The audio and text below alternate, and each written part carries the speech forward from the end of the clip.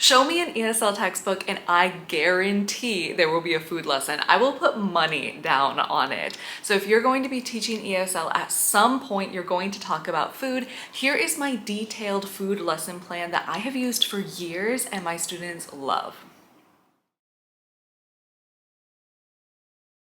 Hello, my name is Megan. I have been an ESL teacher in China for the past 10 years and I have used many iterations of this food lesson plan. Before we jump in really quickly, I want to say that I will be using the ESA lesson planning method. If you're not sure what that is, I do have an entire video that breaks it down. I'll leave that in the cards and in the description down below. And I do have 3 food lesson plans that I love to use. I actually love the other 2 better than this one. So if you're interested in more food ESL lesson plans, subscribe and I'll have those videos coming out soon, or they'll be linked down below once they're posted. Let's just jump in. Like with any good ESL lesson plan, we need to have a warm-up. This is a good way to get the students moving, get them thinking, get them introduced to the lesson, and let them understand what they already know and what they don't know on a certain topic. My favorite warm-up is my quick write memory game. This is super easy to set up and every student can participate regardless of their level. Here's how it works. First, I will show a picture of fruits and vegetables on the screen.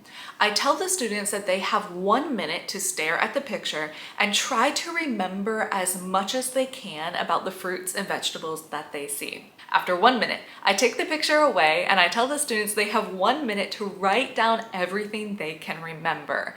The game part of it is trying to remember the things they saw, but the English part of it is trying to remember the vocabulary words for those different fruits and vegetables. After 1 minute of writing, I stop the clock and I tell them to tell me what they wrote down. And it's a really fun, simple way to go through some vocabulary about fruits and vegetables, but it's also a really fun way for students to learn some new things, because while they were staring at the screen or while they were writing things down, they were realizing that they didn't know the English word for pineapple, but they knew the English word for apple or orange. They realized that they didn't know the English word for eggplant, but they knew the English word for pepper or onion. So it's a really fun, really quick way for students to figure out what they already know and what they don't know on a subject.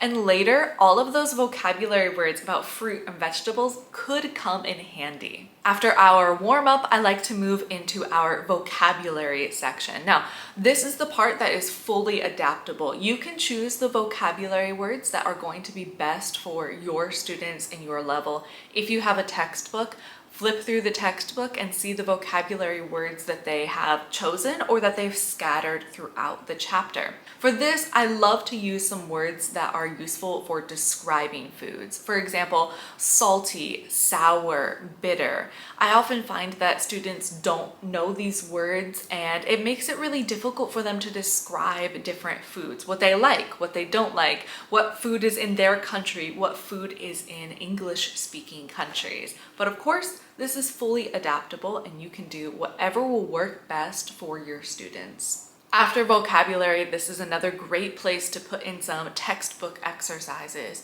Depending on your textbook, you might have some different vocabulary exercises, grammar exercises, listening exercises, and this is a great time to just use whatever is in your textbook. If you don't have a textbook, you can just skip this.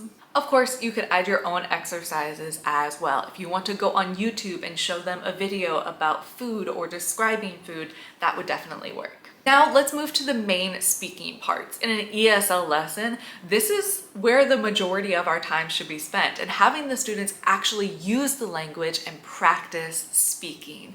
Now, you could, of course, do the traditional one person is a waiter, one person is a customer at a restaurant. Make a conversation, order food. You can absolutely do that. In my experience, I've found that most of my students have done this dozens of times and they are fully bored of this conversation because it's the same conversation that is suggested in every single textbook. If you do want to use this one, my advice is to have the students learn some phrases either in the vocabulary section or right before the speaking exercise. Give them some phrases that are going to help them communicate. Things like, could I get the check, please? What are the specials for today? Do you have any recommendations? Or I have an allergy and I can't eat this. Giving them phrases really helps them create a conversation like that. If you don't want to do the cliche traditional waiter at a restaurant, I have some suggestions for you. The first speaking practice is called the dinner party. So in this one, I tell the students that tonight we are coming to your house for a dinner party. You need to get ready. I have students pair up and work together. That way they are communicating with each other and making a plan for this dinner party. I tell them that they need to plan out what we're going to eat at the dinner party, and they need to have at least 5 different things. Number 1, they need to think about the drinks that we are going to have at the dinner party. Number 2, they need to think about the meat we are going to eat, the vegetables we are going to eat, any other dishes, like pasta or potatoes. And then finally, they need to choose a dessert. If they want, they can have more options than this, but they need to have these 5 different categories. You can, of course, adapt this to whatever culture you're teaching in as well. For example, in Chinese culture, it would be very strange to only have 3 dishes, a meat, a vegetable, and a starch. So I often allow my Chinese students the opportunity to have more dishes, but they need to have a minimum of 5. And what is great about this exercise is it has students communicating about what they want to eat. I also challenge them to use the vocabulary words as well. So they get to discuss, and maybe for dessert, one person says, let's have chocolate cake. And the other person says, no, chocolate cake is too sweet. I would rather have a fruit salad. And they get to discuss the different dishes. Another tip is to let your students use their phones or dictionaries to look up different words. This just helps them take control of their own learning, and it also helps them complete the assignment as well. Maybe they want to serve pasta, they want to serve spaghetti, but they don't know how to say that. If you let them use their phones or their dictionaries, then they're able to search and learn a new word. These exercises that I'm going to be sharing have such potential for learning vocabulary. So allowing them to use their phone or their dictionary or to ask you is really helpful. So after students have had their speaking practice of discussing what dishes they want to eat at the dinner party, we move directly into another speaking practice. And this one is the shopping list. So I tell them, now that you have a plan for the food that you want to serve at the dinner party, you need to buy the ingredients. So I ask the students to write down a list of all the ingredients they are going to need. So maybe a group wrote down that for drinks, they wanted to have soda, for meat, they wanted to have steak, for vegetables, they wanted to have fried egg and tomato. That's a really common dish in China. For their starch dish, they wanted to have mashed potatoes, and then for their dessert, they wanted to have chocolate cake. They have to look now and write down what they actually want to buy. So for soda, they need to get more specific. Are they buying Coca-Cola? Are they buying Sprite? If they wrote down that they want to serve pizza, then they need to write down flour to make the dough. They need cheese. They need tomato sauce. They need toppings like bell peppers or onions or olives. And all of these give students a chance to learn the vocabulary of specific food. This lesson plan gives students 2 different sets of skills. In the dinner party speaking practice, they're learning the names of dishes like spaghetti, and they're also learning how to describe the dishes using vocabulary words like sour, bitter, salty, sweet.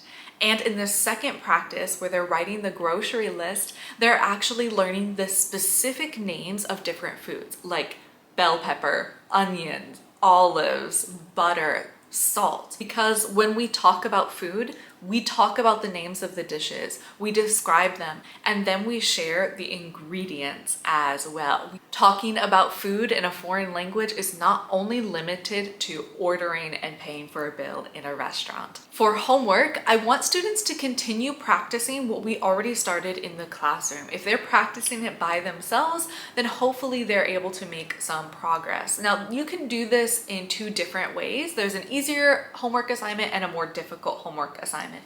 The easier homework assignment is to just choose a dish and write down the ingredients that you would need for it. This is basically the shopping list exercise that we already did.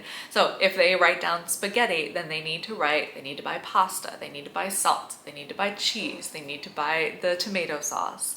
And the harder version of this homework is to actually have students write down a recipe. So if they choose spaghetti, not only do they have to write down the ingredients, but they also have to write some simple instructions. And this is a great way for students to learn even more vocabulary on their own.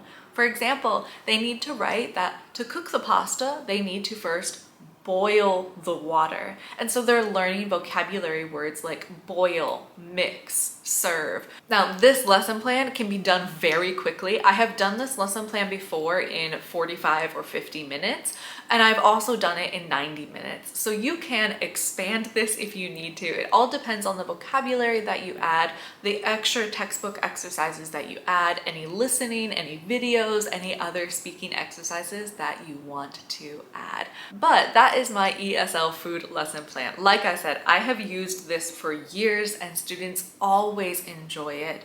I've even had students specifically say, thank you for not doing the I'm a waiter and you're a customer at the restaurant activity. If you have any questions, you can definitely leave them down below. If you've taught a food lesson and there was a really good exercise or speaking practice that you used and your students loved, also leave that down below. Other teachers can see it and get ideas from it. If you like, you can check out the website atlasteachingesl.com for more tips and more ideas. You can also check back here weekly for new videos. Okay, that's all for today.